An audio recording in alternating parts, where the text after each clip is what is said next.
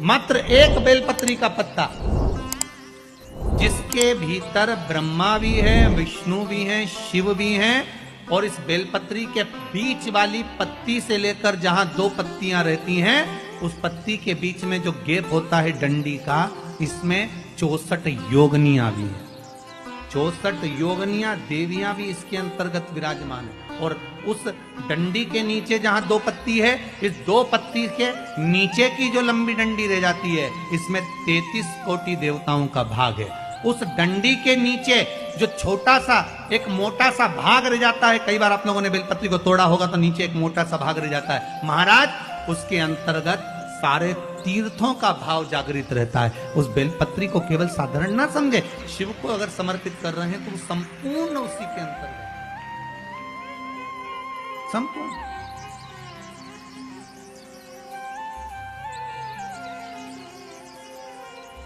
केवल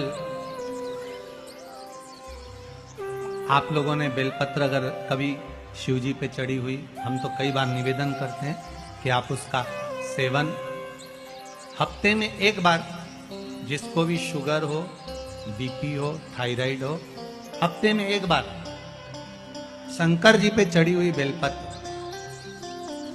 अवधूतेश्वर महादेव के नाम से, कौन से महादेव?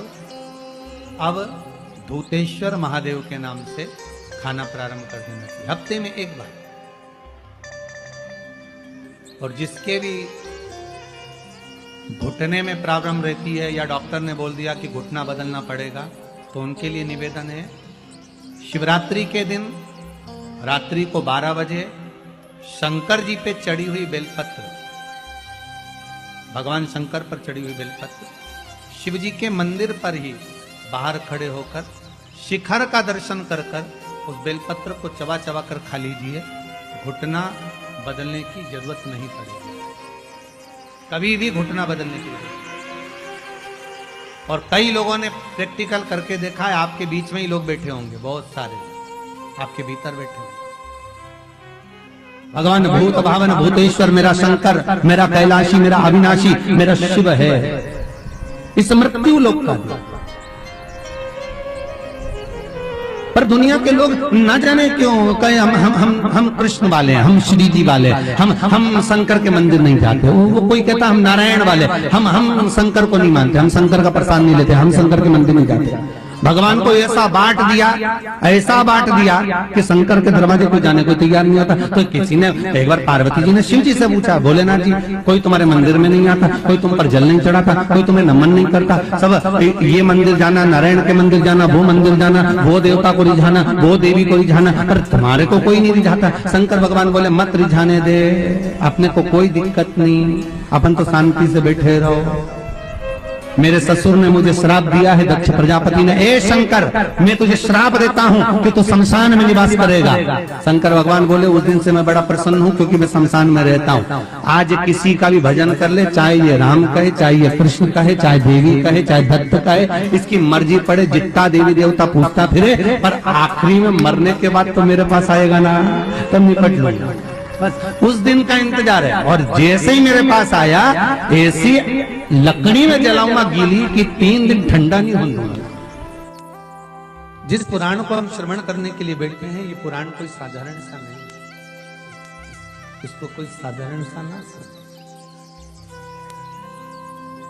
भगवान शिव की जब कृपा होती है, करुणा होती है, दया होती है, तब जाकर कहीं आप भगवान शंकर की अविरल भक्ति और मुक्ति की पथ को निश्चित करने वाली शिव महापुराण की कथा श्रवण कर पाते। भगवान त्रिवरी देव महादेव, करुणा सागर भगवान शंकर, दया सागर, जिन्होंने आप सबको यहां पर आमंत्रित करा, कहीं भोले बाबा की दया और उदारता ही है जो पूरे शहर सीहोर में ऐसा कोई भवन नहीं है जिसमें आप लोग नहीं हैं, ऐसा कोई भवन नहीं जहां आप लोग। और शहर तो शहर, पूरे नगर में, पूरे गांवों में, खेड़ों में, क्षेत्र में। और एक निवेदन आप सभी से, जितनी देर की कथा है आप लोग उसको स्मरण कर कर श्रवण करें और अपने जीवन को सार्थक बनाएं। बाबा देवादिदेव महादेव ने ये करुणा करी है, कृपा करी है, दया करी है, जिसको हम अपने जीवन में उतार। बस आपके आसपास में अगर कोई खड़ा हुआ हो, बोल रहा हो, तो उसके चरण पकड़कर आप उसको कहें कि थोड़ा शांत रहें, जिससे हम भगवान की जिस कारण आए, आप आए किस कारण से, आप किस लिए यहां पहुंचे हो, केवल उसके दो कारण हैं। एक बाबा देवादिदेव महादेव का प्रसाद स्वरूप रुद्राक्ष चाहिए और दूसरी शिव महापुराण की कथा चाहिए। केवल दो कारण हैं और इसके सिवाय कोई कारण आपके पास में है?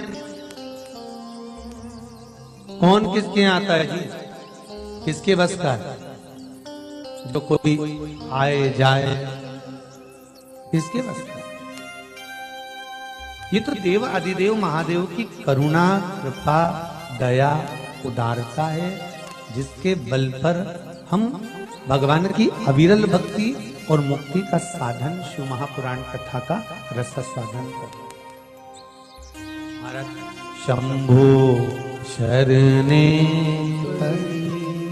मांगू घड़ी रे घड़ी, दुख काटो दया करी न दर्शन आपो। शंभो शरणे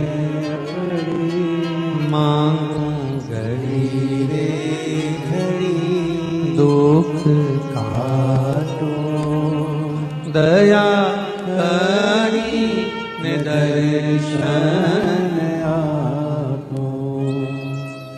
बाबा से केवल एक निवेदन, एक प्रार्थना और बाबा से केवल एक विनती, हमारे जीवन की एक सार्थक कि तेरा ही दिया मैंने खाया पिया है, तेरा शुक्रिया है, तेरा शुक्रिया है।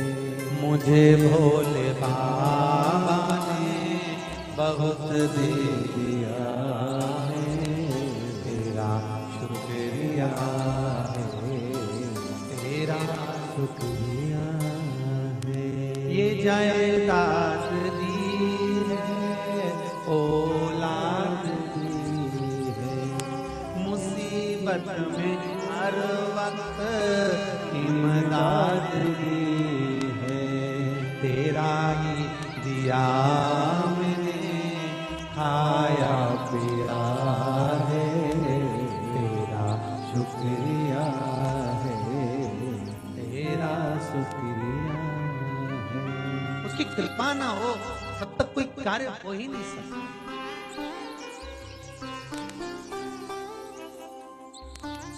संसार में आने के बाद देखिए, अगर भगवान के होना है, परमात्मा के अगर हमको होना है, तो थोड़ा सा तो जीवन में कष्ट। वैकुंठ चतुर्दशी का जो दिन है महाराज, इस दिन रात्रि को 11 बजे से लेकर 12:30 के बीच में दीपदान होता है और 14 दिए का दान होता है। इसमें 14 दीप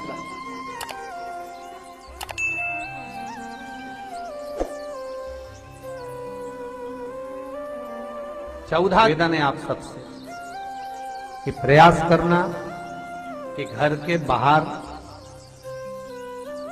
आप एक दीप, जहां पर आपका जलाशय है, पानी का स्थान है, वहां रख दें और एक दीप तुलसी के क्यारे के पास रखें। बाकी के दीप आप घर के बाहर लगा। 14 दीप। वृंदा की आंखों से आंसू बह रहे हैं, नैनों से नीर बह रहे, और वृंदा ने उसी समय भगवान शंकर को बुलाया, भोलेनाथ पधारो पधारो। शिव सामने वृंदा, तेरे पति ने जो उपद्रव मचाया था, जहां जहां मंदिर देवालय तीर्थ व्रत सब खंडित कर दिए। जो ब्राह्मण पूजन करने बैठते थे तेरा पति जलंधर, उनके प्राणों को हर लेता था। वृंदा, कहीं किसी गांव में अगर भोजन और भंडारा होता था तो तेरा पति उसमें कुछ गलत पदार्थ मिला देता था। वृंदा, तेरे पति को मारना जरूरी था। वृंदा की आंख में आंसू भरे थे और वृंदा आंसू भरती भरती कहती है, भोलेनाथ, मैं ये भगवान विष्णु को श्राप देती हूं कि ये पत्थर के हो जाए, ये पत्थर के हो जाए। और मैं वृंदा हाथ में जल लेकर अपने शरीर पर डालती हूं और मैं तुलसी का पौधा बनूंगी। पर भोलेनाथ, हे शंकर, हे शंभु, हे त्रिकालदर्शी, हे कैलाशी, मैं तुलसी कभी आप पर नहीं चढ़ूंगी। केवल वर्ष में एक दिन होगा वैकुंठ चतुर्दशी का दिन, जिस दिन भगवान का हरिहर मिलन होता है। वैकुंठ चतुर्दशी दीपावली के बाद में आती है, पूर्णिमा के पहले, कार्तिक पूर्णिमा जो आएगी वैकुंठ। और इस वैकुंठ चतुर्दशी का बड़ा महत्व ऐसा, जो बच्चे पढ़ने में कमजोर होते हैं, विद्या में कमजोर होते हैं, जिनकी चित्तवृत्ति कमजोर होती है, जो उनको माता पिता बार बार कहते पढ़ पढ़ पढ़ और बच्चा पढ़ता नहीं है, उनका दिमाग, उनकी चित्तवृत्ति खेलने में लगी रहती है, चिड़चिड़े रहते हैं, उन बच्चों के लिए शिव महापुराण कहती है वैकुंठ चतुर्दशी